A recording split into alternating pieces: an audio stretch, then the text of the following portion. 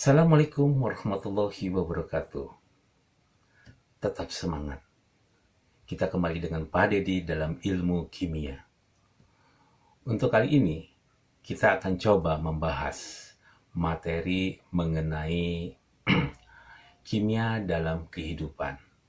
Ya, yang akan meliputi masalah hakikat kimia, peran kimia, dan metode ilmiah. Ya. Kita mulai satu persatu masalah hakikat ilmu kimia. Jadi, apa sih ilmu kimia itu?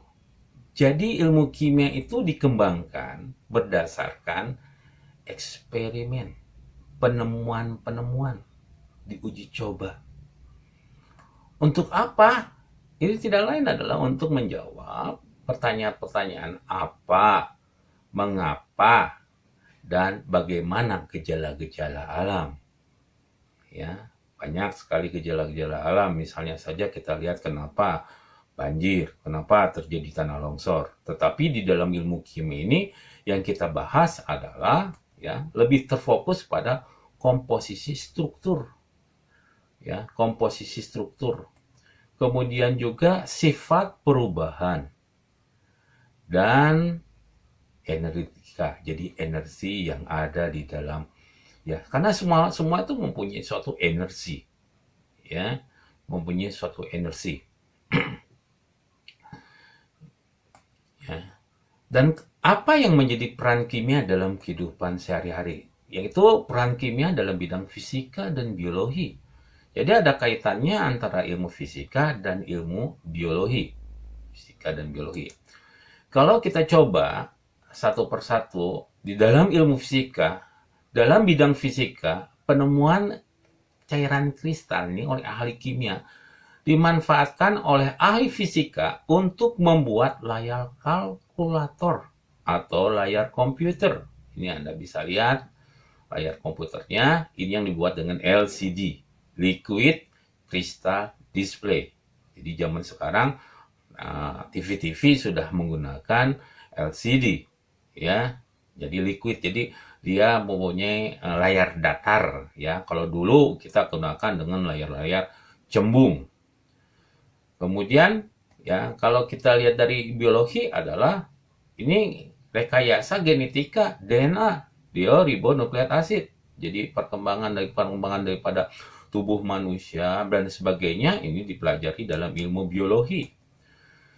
Selanjutnya lagi, dalam peran kimia dalam bidang apa lagi gitu kan? Peran kimia dalam bidang kesehatan dan kedokteran. Ya. Di dalam kesehatan ini menyangkut masalah mengecek golongan darah. Kita ketahui ada golongan darah A, golongan darah B, AB dan O. Ini digunakan di dalam kesehatan untuk terjadinya suatu donor darah atau saja adalah infeksi dari sampel darah atau tes urin. Kemudian dari kedokteran, yaitu adalah masalah obat-obatan dan kemudian obatan-obatan tersebut ini ada hubungannya nggak dengan reaksi-reaksi yang terjadi. Jangan-jangan ada efek samping akibat penggunaan obat. Ya, selanjutnya lagi adalah peran kimia di dalam bidang geologi. Geologi itu adalah masalah batu-batuan. Jadi apa yang terjadi di dalam batu-batuan, ya. Jadi apa komposisinya, apa strukturnya dari batu-batuan. Kita ketahui ada batuan beku, ada batuan vulkanik dan lain sebagainya. Ini dipelajari di dalam ilmu kimia, ya. Yang lebih fokus lagi ada di bidang geologinya. Kemudian di dalam bidang pertanian, ya, seperti negara kita adalah negara agraris, kemudian juga banyak pertanian yang ada. Untuk meningkatkan hasil pertanian tersebut, kita gunakan pupuk, ya, atau kita membahas masalah serangga, pembasmi serangga apa. Dan kita tidak boleh penggunaan pupuk atau pembasmi serangga ini terlalu berlebihan. Ini akan mengakibatkan fatal. Ya, mungkin terjadi kekebalan pada hama tersebut. Oleh karena itu, gunakanlah sesuai dengan takaran yang ada. Ya, kemudian yang tidak terlepas dari itu, selain di bidang pertanian adalah di bidang hukum.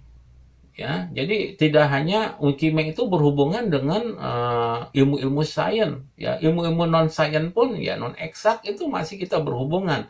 Contohnya tadi adalah peran kimia dalam bidang hukum, ya. Yaitu misalnya saja forensik menggunakan ilmu kimia mengungkapkan masalah-masalah yang berhubungan dengan kriminal.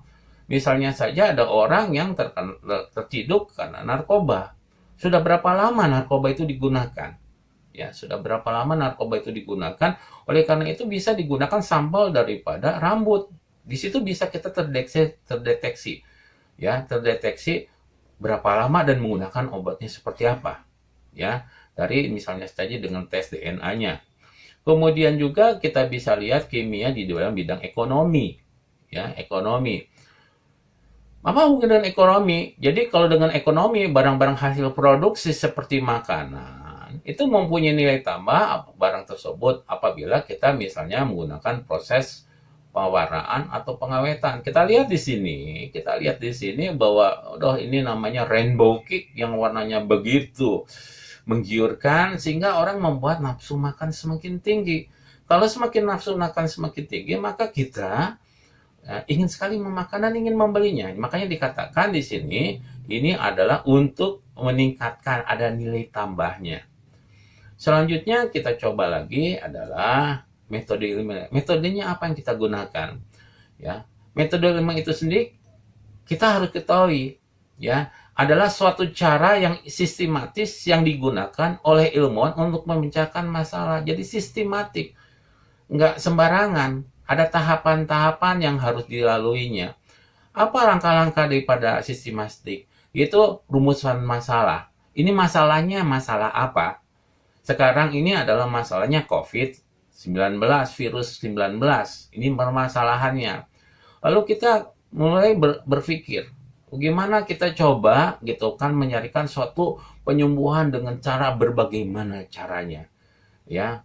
Sekarang langkah berpikirnya misalnya saja, wah udah jaga jarak, pakai masker, cuci tangan. Ya, ini kalau berpikirnya. Kemudian bagaimana mencari obatannya.